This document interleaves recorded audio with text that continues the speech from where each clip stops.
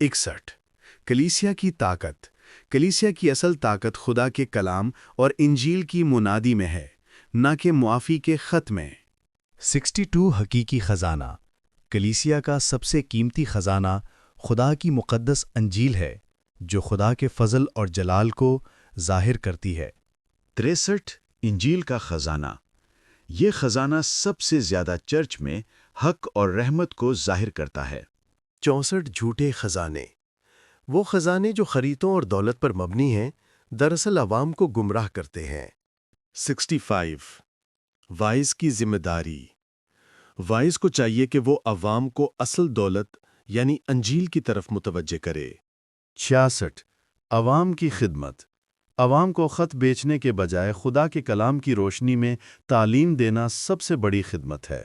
66 pope کی دولت pope کی دولت خط بیچنے سے نہیں بلکہ خدا کی برکت کے ساتھ انصاف اور خدمت سے ہونی چاہیے۔ 68 کلیسیا کی راہ چرچ کو سادگی، خدمت اور انجیل کی تبلیغ پر قائم ہونا چاہیے۔ 69 جھوٹے وعدے جو وعدے پیسے کے ذریعے جنت خریدنے کے ہیں، وہ عوام کو دھوکہ دیتے ہیں۔ 70 خدا کی مرضی نجات صرف خدا کی مرضی اور فضل سے ہے، کسی انسان کے خط یا فرمان سے نہیں۔ 71 پوپ کی عزت پوپ کو سب سے زیادہ عزت تب ملے گی جب وہ خدا کے کلام کی سچائی کی خدمت کرے، نہ کہ خط بیچے۔ 72 میں عوام کی توقع عوام کو یہ یقین دلانا کہ پوپ کی اجازت کے بغیر نجات ممکن نہیں ایک فریب ہے۔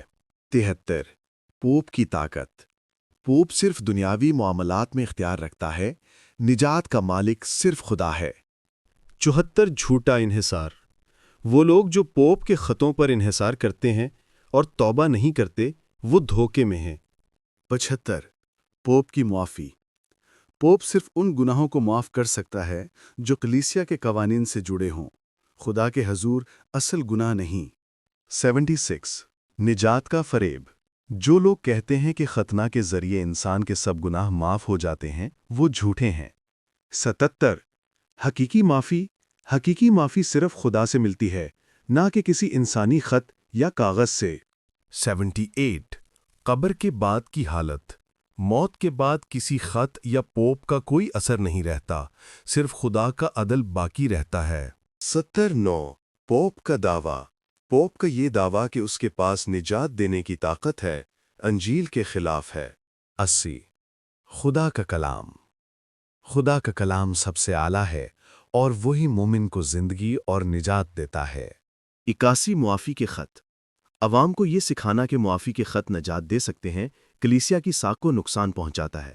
82 پوپ کی دولت اگر پوپ کے پاس اتنی بڑی دولت ہے تو اسے خط بیچنے کے بجائے غریبوں کو خود دینا چاہیے۔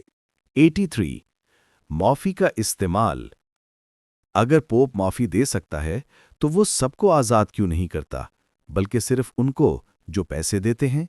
84 نجات کا سوال یہ سوال اٹھتا ہے کہ پوپ اگر دوسروں کے لیے دعا کر سکتا ہے تو وہ یہ سب کے لیے کیوں نہیں کرتا۔ 85 دولت کا استعمال پوپ کی دولت غریبوں کی خدمت کے لیے ہونی چاہیے، نہ کہ محلات بنانے کے لیے۔ 86 پوپ کی شانداری پوپ اگر دولت جمع کرتا ہے تو کیوں خدا کے گھر کی تعمیر عوام کے غریب پیسوں سے کرتا ہے۔ 87 پوپ کی طاقت کو عوامی فائدے کے لیے استعمال ہونا چاہیے، نہ کہ ذاتی جاہ و جلال کے لیے۔ 88 مسیح کی تعلیم مسیح نے غریبوں کی خدمت کی، کلیسیا کو بھی وہی راستہ اختیار کرنا چاہیے۔ 89 عوام کی گمراہی عوام کو یہ سکھانا کہ پیسے دے کر نجات مل سکتی ہے، انہیں ایمان سے دور لے جاتا ہے۔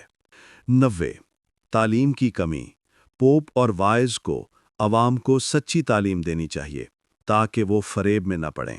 90 نجات کا کلام نجات صرف خدا کے کلام سے آتی ہے، نہ کہ خط، پیسہ یا پوپ کے وعدوں سے۔ 90 نجات کا کلام نجات صرف خدا کے کلام سے آتی ہے، نہ کہ خط، پیسہ یا پوپ کے وعدوں سے۔ 93 کلیسیا کی اصلاح کلیسیا کو دنیاوی دولت کے بجائے انجیل کے کلام میں اپنی اصلاح کرنی چاہیے۔ 994 صلیب کی راہ مومن کی زندگی صلیب کے بوجھ اور مسیح کی پیروی پر مبنی ہونی چاہیے، نہ کہ آسان راستوں پر۔ 95 دعا یہ ہے کہ مسیحی مومن ایمان اور خدا کے فضل پر بھروسہ کریں، نہ کہ خطوں، پوپ یا دنیاوی وعدوں پر۔ مزید ایسی ویڈیوز دیکھنے کے لیے بائبل کوئز چینل کو سبسکرائب کریں، بیل آئیکن پریس کریں، لائک، شیئر اور کامنٹ کریں۔ اگر کسی خاص موضوع پر ویڈیو چاہیے ہو تو کامنٹ میں بتائیں، میں ضرور بناؤں گا۔ Thanks. God bless you all. آمین۔